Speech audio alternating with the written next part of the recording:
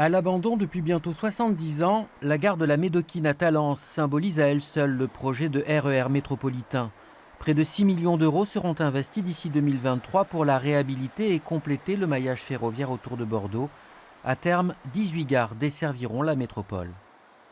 L'idée, c'est de faire converger un certain nombre de lignes de TER, les diamétraliser, par exemple Libourne à Arcachon, Langon jusqu'à Saint-Marien, et puis d'avoir une meilleure fréquence sur ces lignes de façon à mieux desservir les gares, surtout aux heures de pointe, pour éviter aux gens de passer par les voies routières.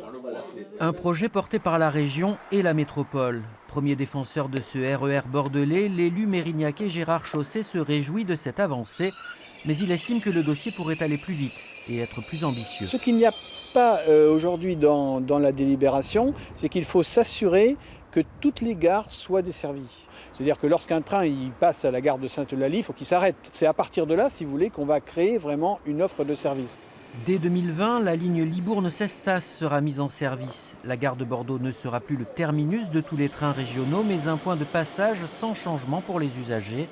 Le RER métropolitain devrait être totalement opérationnel en 2028, financé par la région, la métropole, la SNCF, mais aussi l'État. Dans le cadre de la nouvelle loi mobilité, il y a aujourd'hui un volet extrêmement important sur l'accès aux métropoles. Ça veut dire simplement que dans cette loi, et on s'inscrit au bon moment puisqu'elle va être en discussion dans quelques semaines, eh bien, il y aura aussi des moyens qui seront débloqués. Avec ce futur RER, la région et Bordeaux Métropole espèrent doubler le nombre de passagers pour atteindre 70 000 voyageurs chaque jour sur le réseau métropolitain.